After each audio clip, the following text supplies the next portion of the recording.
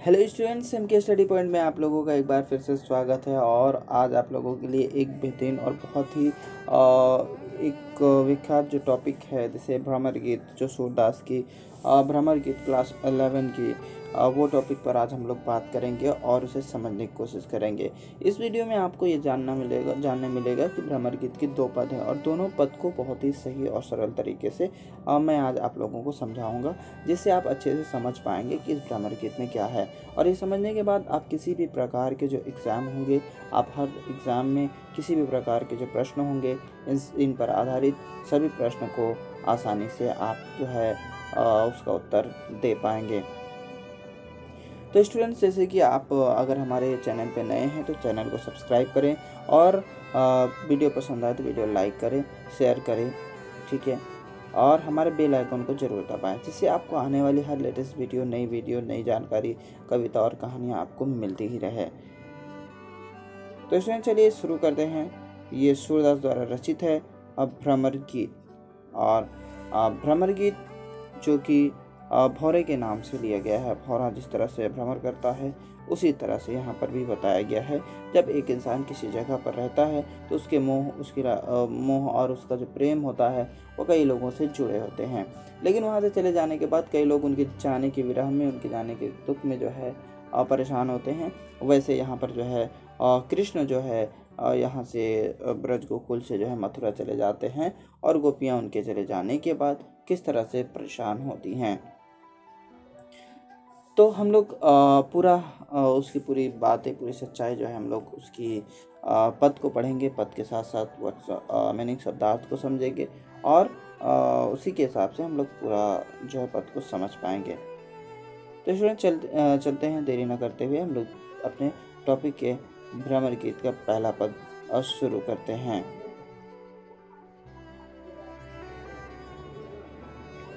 जैसे कि देख सकते हैं यहाँ पर स्टूडेंट्स की आपके सामने जो कविता है, कविता का जो है पहला पद आपके सामने दिया हुआ है। बोला गया है, उधो मन नहीं हाथ हमारे, रथ चढ़ाई हरि संग गए, मथुरा जब ही सिधारे, ना तारू कहा जोग हम छाड़ी, अति रुचि के तुम ले आए।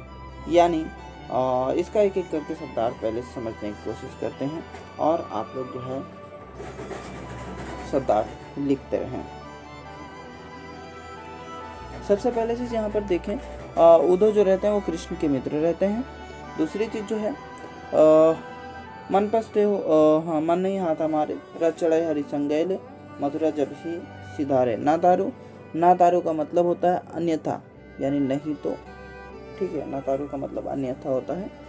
और कहाँ जोग हम छाड़ ही, जोग मतलब अवसर, मौका जो होता है, ठीक है। और छाड़ ही मतलब छोड़ेंगे। अति रुचि की तुम लिया, अति रुचि मतलब अत्यंत प्रेम के साथ, जो बहुत ही प्रेम से लेकर आए हो तुम, अति रुचि, ठीक है। और लिया है मतलब लाए हो।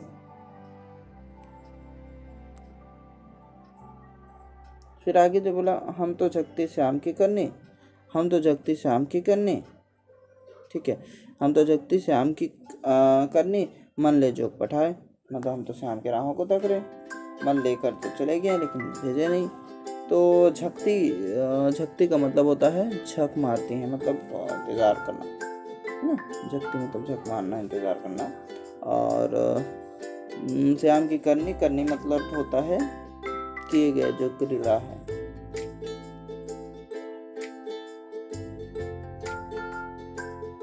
उसके बाद बोला गया कि आज हूँ मन अपनो हम पावे, तो आज हूँ को आप लिख सकते हैं। आज हूँ मतलब आज भी, है ना। शपथ अपनो हम पावे तुम ते होय तो होय, सूट शपथ मतलब होता है सौगंध या कसम, है ना। और कोटि मतलब होता है करोड़ों, कोटि मतलब करोड़ों। तिहारी मतलब तुम्हारी, सोई मतलब वही, ठीक है। तो आप लिख लें, तिहारी मतलब तुम्हारा, और सोई मतलब वही।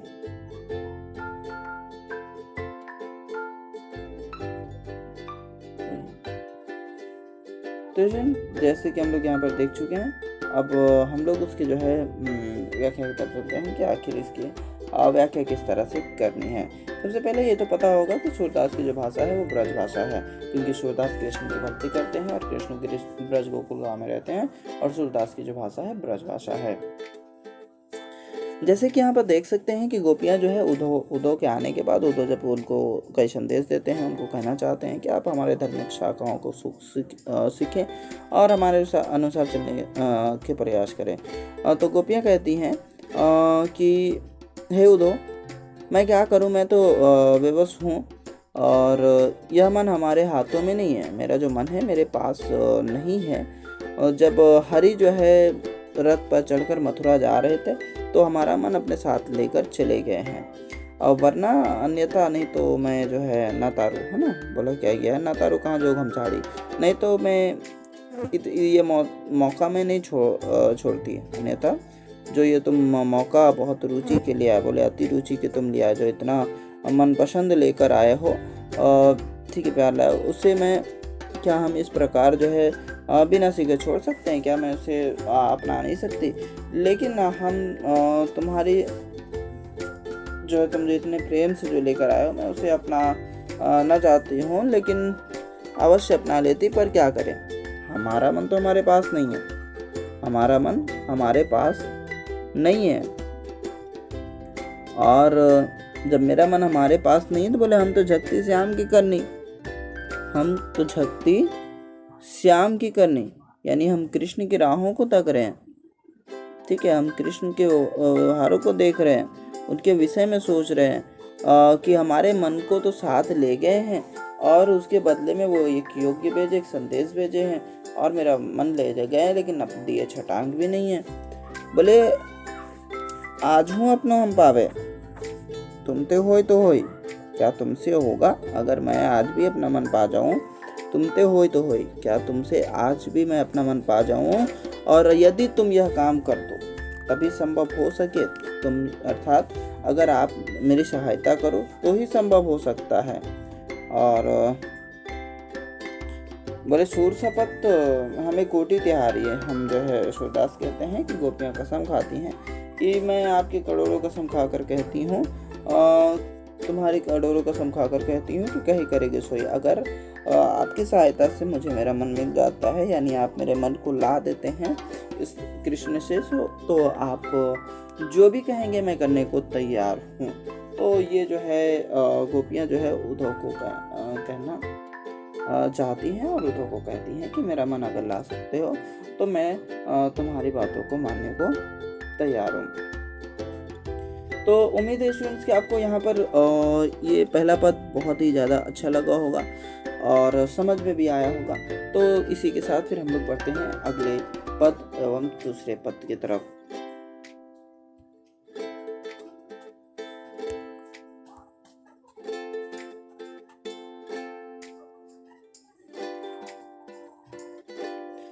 दूसरे पद में कहा बताया गया, पहले हम लाइन्स को पढ़ लेते हैं। मधुवन तुम कत रहत रहे, विरह वियोग श्याम सुंदर के ठारे क्यों नजरे।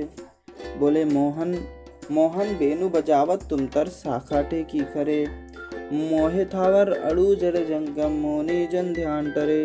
वह चितवनी तू मन न धरत है, फिरी फिरी पुहुप धरे। सूरदास प्रभु विरा दवानल नख सिकुल लो नजरे। यानी यहाँ पर जो है जो बताया गया है, सूरदास जी अपने दूसरे पद में कहते हैं, सबसे पहली चीज उसकी व्याख्या पढ़ने से पहले हम कुछ जो है कठिन शब्दार्थ लिख लेते हैं। मधुवन तुम कत रहत हरे, कत का मतलब लिख लीजिए, कत का मतलब होता है क्यों, कत का मतलब होता है क्यों, क्यों हरे रहते हो, ठीक है। विरह वियोग श्याम सुंदर के ठाढ़े क्यों नजरे, ठाढ़े, ठाढ़े का मतलब लिख लीजिए खड़े, ठाढ़े मतलब होता है खड़े, ठीक है। क्यों न जरे, जरे का मतलब होता है जल जाते हो, जल जाते हो, ठीक है। उसके बाद बोला मोहन बेनु बजावत तुम तर शाखा टेकी खरे। बेनु मतलब आप लिख सकते हैं यहाँ पर, बेनु का मतलब होता है बांसुरी। तुम तर, तर मतलब होता है नीचे।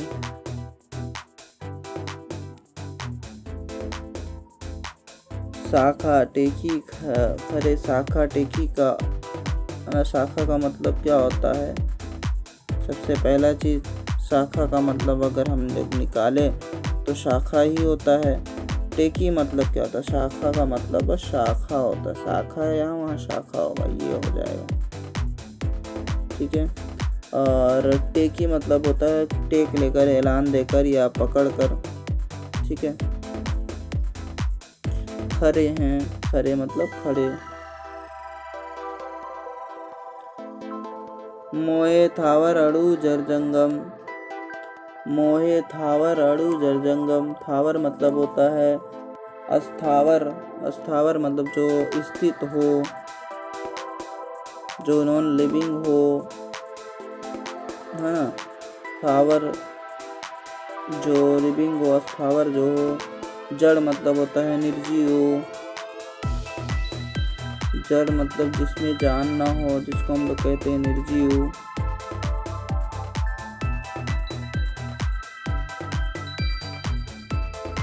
निर्जीव। अरु जड़ जंगम। जंगम का मतलब होता है सजीव, जो जिंदा होते हैं उनको कहते हैं जंगम। चितवनी मतलब होता है सुंदर। चितवनी, वह चितवनी तू मन न धरत है। चितवनी मतलब लिख लीजिए सुंदर।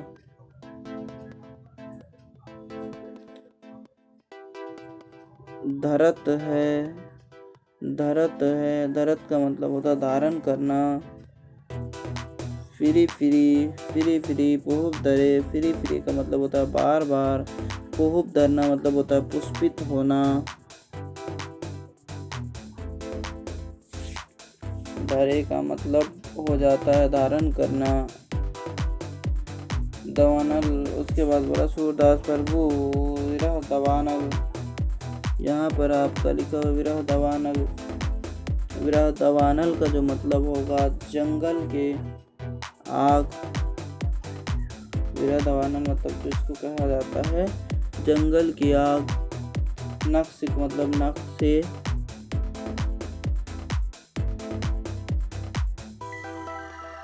नख से, नख सिकलो नजरे, यानी नख से लेकर, नखून से लेकर सिर तक। चलिए अब हम लोग जो है एक एक करके यहाँ समझने की प्रयास करेंगे। बोला क्या गया कि हे स्टूडेंट्स आप यहाँ पर ध्यान दें। बोले मधुवन तुम कत राहत हरे।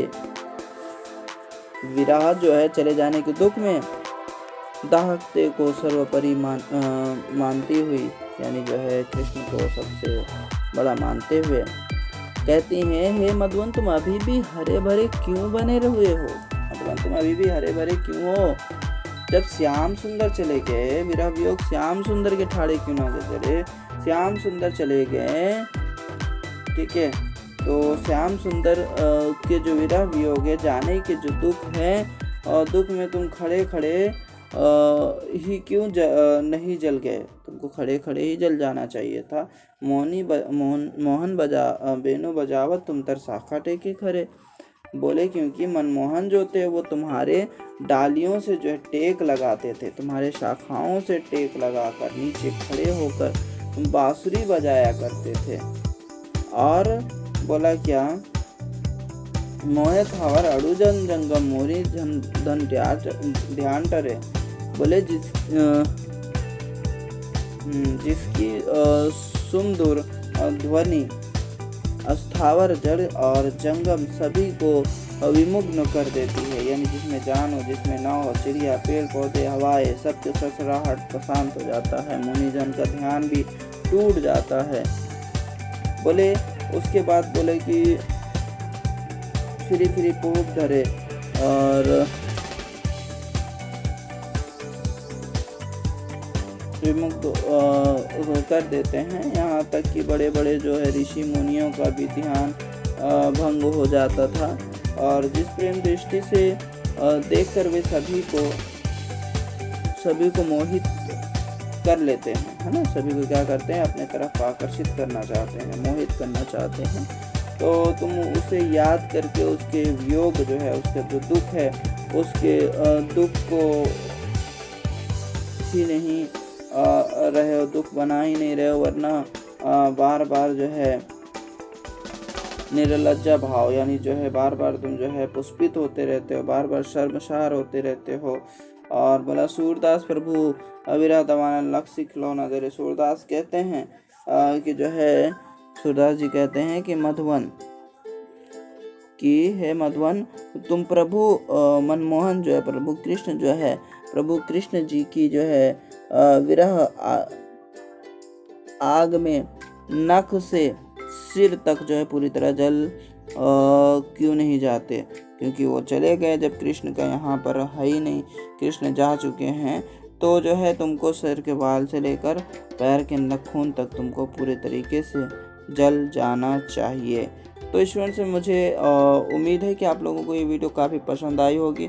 इसी के साथ जो है हमारा ये वीडियो जो है समाप्त होता है, ख़त्म होता है।